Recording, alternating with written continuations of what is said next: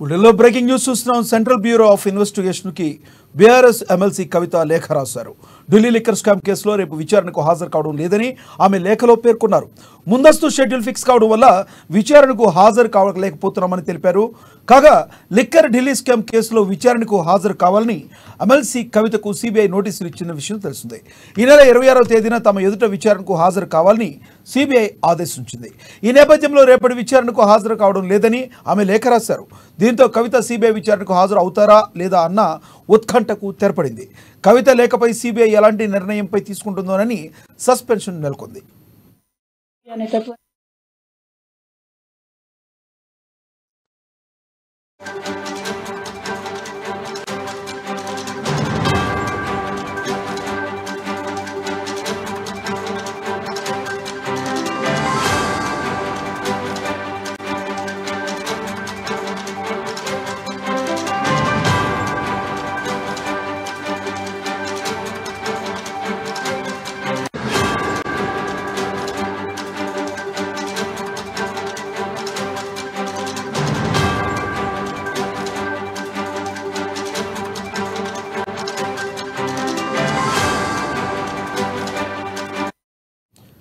బులెటిన్లో breaking news చూస్తున్నాం. Central bureau of investigation కి బీఆర్ఎస్ ఎమ్మెల్సీ కవిత లేఖ రాశారు.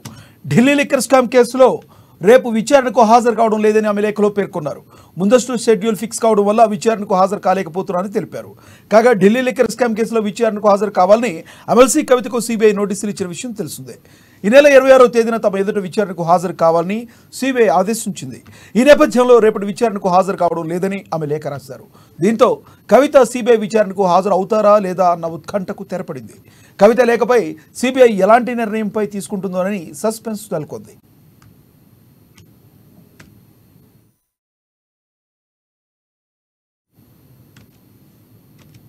ఇదే విషయానికి సంబంధించి మరింత సమాచారాన్ని మా ప్రతినిధి రాంబాబు అందిస్తారు. రాంబాబు, చెప్పండి, మీ దగ్గర ఉన్న తాజా సమాచారం. లక్ష్మణ సిబిఐకి లేఖ రాసినటువంటి ఎమ్మెల్సీ కల్వకుంట్ల కవిత విచారణకు హాజరు కాలేనని కూడా స్పష్టం చేయడం జరిగింది. ఈ నెల 26 అంటే రేపు విచారణకు హాజరు కావాల్సి ఉండగా తాను విచారణకు హాజరు కాలేనని కూడా స్పష్టం చేయడం జరిగింది. సిఆర్పిసి 41A సిఆర్పిసి కింద ఎలా నోటీసులు జారీ చేస్తారని చెప్పేసి ప్రశ్నిస్తూ ఆ నోటీసులను రద్దు చేసుకోవాలి లేదా ఉపసంహరించుకోవాలని చెప్పేసి కూడా డిమాండ్ చేయడం జరిగింది. గతంలో కూడా ఇదే అంశాన్ని కూడా 160 సెక్షన్ 160 కింద నోటీసులు ఇచ్చినటువంటి 2022 డిసెంబర్లో ఇదే అంశాన్ని జోడిస్తూ 160 సెక్షన్ 160 కింద నోటీసులు ఇచ్చారని దాన్ని ఇప్పుడు తాజాగా 41A నోటీసు కింద 41A సిఆర్పిసి 41A కింద నోటీసులు ఎలా ఇస్తారని చెప్పేసి ఇది రాజ్యాంగ విరుద్ధం అని చెప్పేసి తను వాదిస్తున్నది. అదేవిధంగా ఈ యొక్క అంశానికి సంబంధించి ఇప్పటికే సుప్రీంకోర్టులో కేసు ఉన్నందున దీనిపైన నేను హాజరు కావాలని చెప్పేసి ఈడీ అధికారులు కూడా గతంలోనే తనను విచారణకు పిలవగా తాను సుప్రీంకోర్టుకు వెళ్ళినటువంటి విషయం తెలిసింది. ఆ యొక్క కేసు సుప్రీంకోర్టులో పెండింగ్ లో ఉంది. పెండింగ్ లో ఉన్నాక కూడా నన్ను ఎలా పిలుస్తారని చెప్పేసి అది సిబిఐ కూడా వర్తిస్తుందని కూడా చెప్పడం జరిగింది. నన్ను విచారణకు పిలవబోమని అదనపు సోలిసిటర్ జనరల్ సుప్రీంకోర్టుకి అయితే హామీ ఇవ్వడం జరిగింది. దీంతో తాను విచారణకైతే హాజరు కాలేని కూడా స్పష్టం చేయడం జరిగింది. కానీ గత 2022 డిసెంబర్లో అటు విచారణకు సంబంధించినటువంటి ఆ తర్వాత కూడా మరొకసారి కూడా అంటే అప్పుడు ఈడీ విచారణ చేసింది.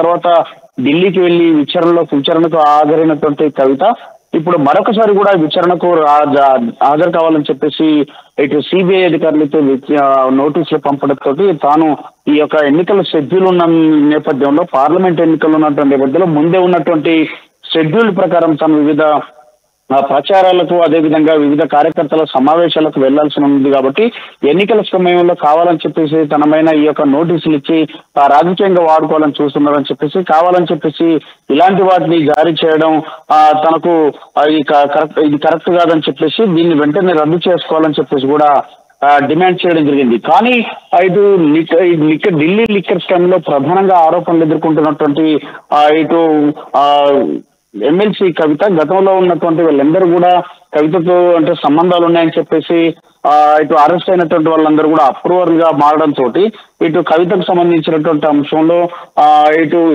ఇప్పటికే తన పర్సనల్ ఆడిటర్ గోరెంట్ల బుచ్చిబాబు అతన్ని కూడా గతంలో అరెస్ట్ చేశారు. అదేవిధంగా శరత్ చంద్రారెడ్డి, అదేవిధంగా మాధవ్ రాఘవ తదితరులందరినీ కూడా ఇప్పటికే అరెస్ట్ చేయడం, వాళ్ళందరూ కూడా అరుణ్ రామచంద్ర పిల్లై ప్రధానంగా సౌత్ సంబంధించినటువంటి అరుణ్ రామచంద్ర పిల్లై మొత్తం కీలకంగా ఈ యొక్క ఢిల్లీ విచారణలో వ్యవహరించినటువంటి అరుణ్ రామచంద్ర పిల్లై మొత్తం కూడా వీళ్ళందరూ కూడా ఇటు అప్రూవర్లుగా మారడంతో ఇప్పటికే ఢిల్లీలో ఉన్నటువంటి మనీష్ సిసోడియా రాష్ట్రానికి సంబంధించినటువంటి ఉప ముఖ్యమంత్రిగా ఉండే మనీష్ సిసోడియాని కూడా అరెస్ట్ చేసినటువంటి నేపథ్యంలో ఇప్పటికే జైల్లో ముగుతున్నటువంటి పరిస్థితి తెలిసిందే. ఇటు ఢిల్లీ ప్రభుత్వానికి సంబంధించినటువంటి ప్రముఖులందరూ కూడా అరెస్ట్ కావడం, వాళ్ళందరూ కూడా అప్రూవర్లుగా మారడంతో ఇదే కేసులో దీనికి సంబంధించి ఇటు కేజ్రీవాల్ కూడా నోటీసులు ఇవ్వడం, ఇదంతా చూసుకుంటే ఇటు కవితకు కూడా ఇప్పుడు పార్టీ సిఆర్పిసి నోటీసులు ఇవ్వడంతో కవిత అరెస్టు తప్పదని చెప్పేసి కొంత ప్రచారం జరుగుతున్న నేపథ్యంలో మరి కవితకు సంబంధించినటువంటి అంశం పైన రాష్ట్ర వ్యాప్తంగా పెద్ద చర్చ జరగడానికి ప్రధానంగా కవిత అయితే ఈ యొక్క నోటీసులకైతే తానైతే స్పందించి తానైతే ఈ యొక్క అంశం చాలా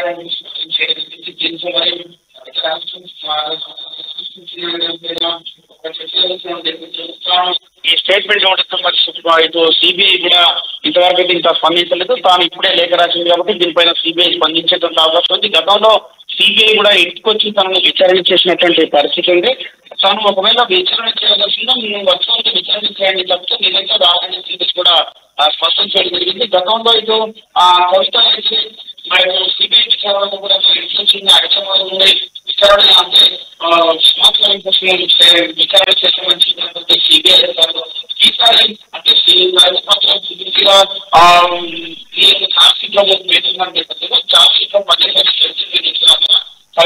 కవిత అదేవిధంగా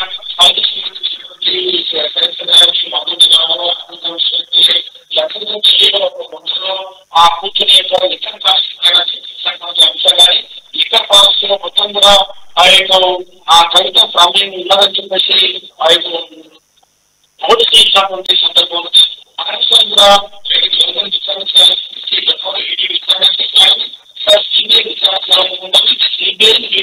వేరువేరుగా కూడా ఇటు ఇచ్చినటువంటి పరిస్థితి అయితే మనం చూసాం. ఈ నేపథ్యంలోనే మన కవిత విచారణ దగ్గర